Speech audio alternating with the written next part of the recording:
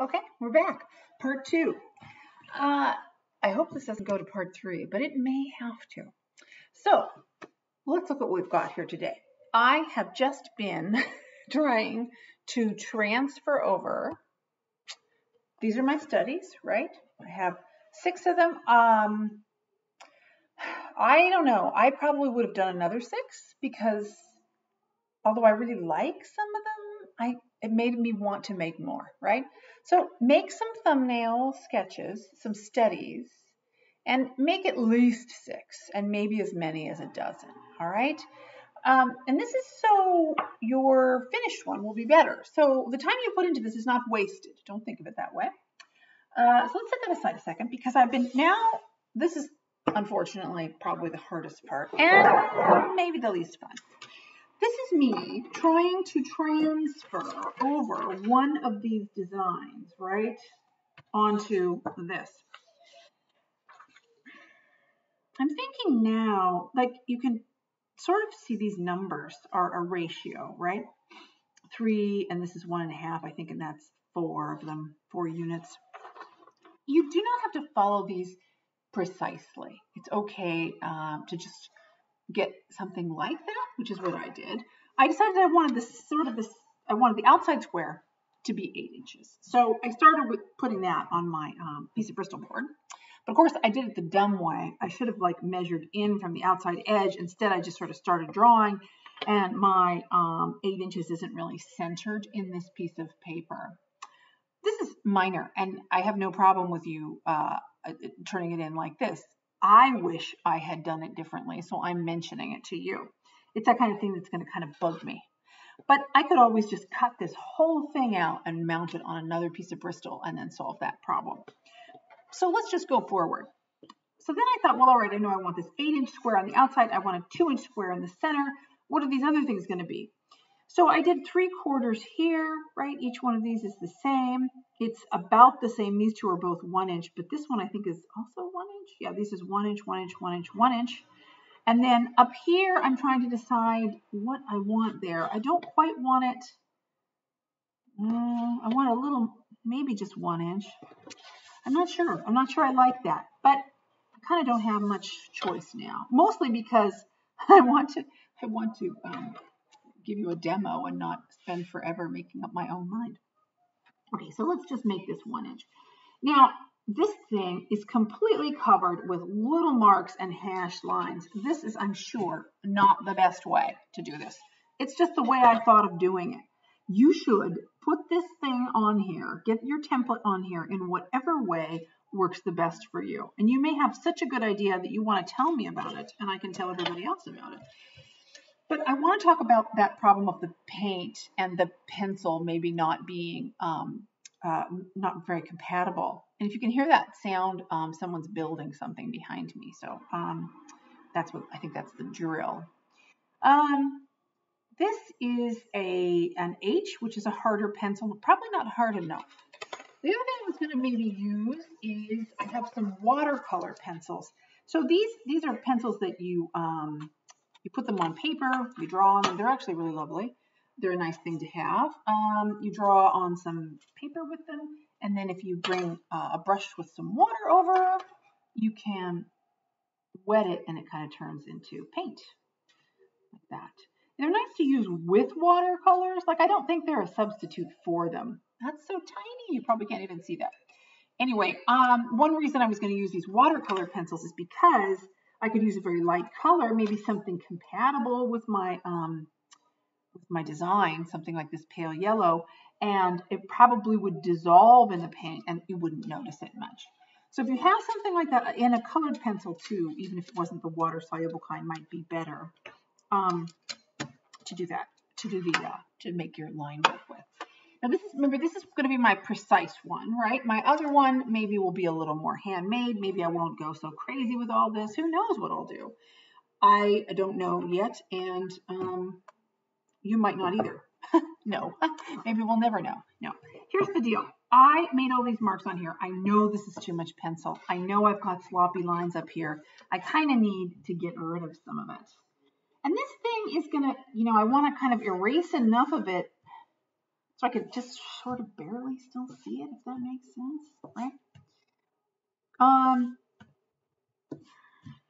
Yeah, I'm sure there's a better way to do this, but I don't know what it is. So anyway, I'm going to erase a bunch of these lines and make the lines that I do have lighter in the hopes that, and I'm sorry, probably while I'm erasing, this whole thing is jiggling like crazy because my table has sort of spindly legs and everything is on it. The camera, everything.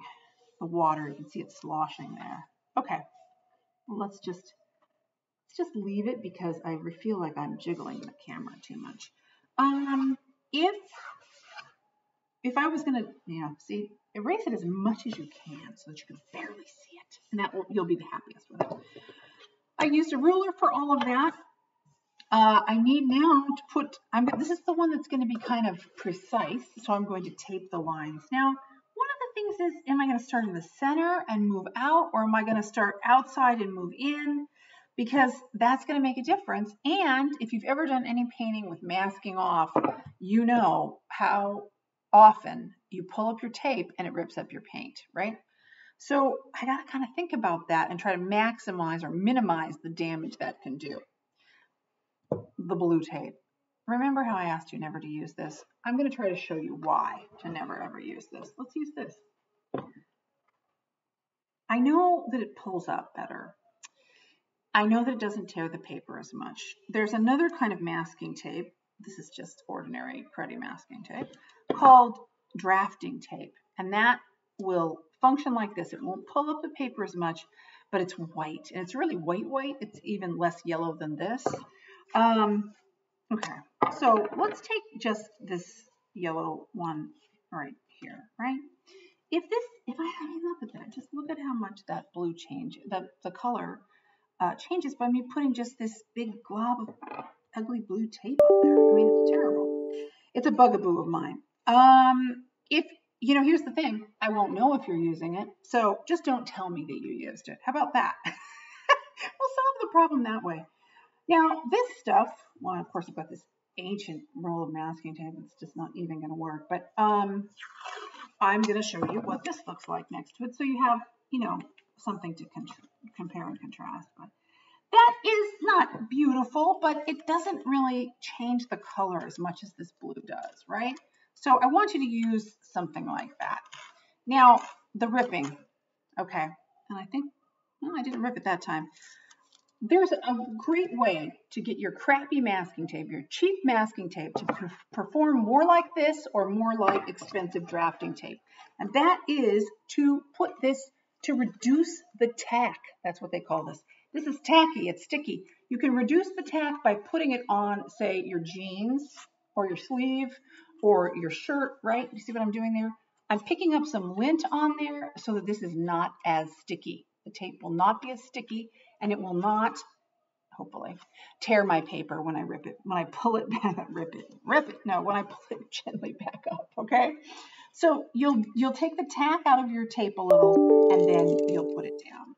And we can go ahead and sort of do that here. Let's do the center square first, for lack of a better idea at this point, because I have not really thought this out. Making these videos is a little bit like, a difficult task. Not to complain, but you have to say, do I feel like I can make a video right now? Yes, I do. So let's just go do it. And you don't always have time to make every little plan, right? You don't have time to think out every little decision. Because you're just saying to yourself, I'm in the mood for making a video and it's going to be great.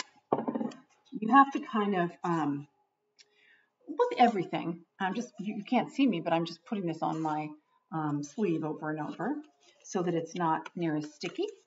With everything, there's a certain amount of kind of faking it, right? You're like, I don't know how I feel about going to do this.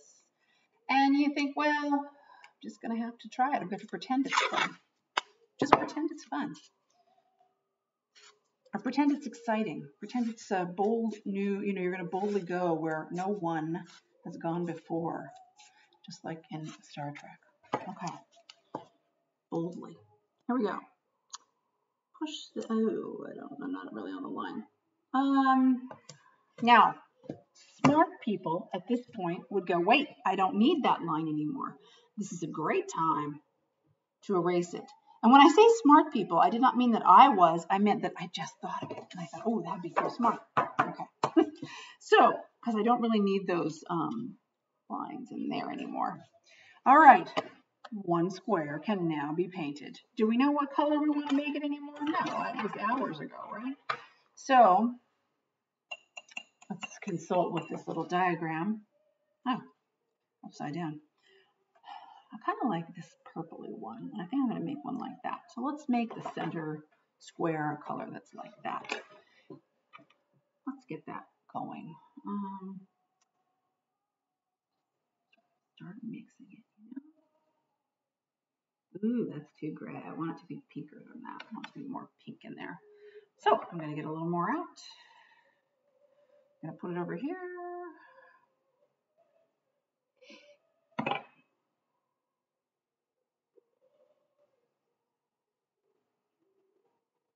I'm going to mix it in.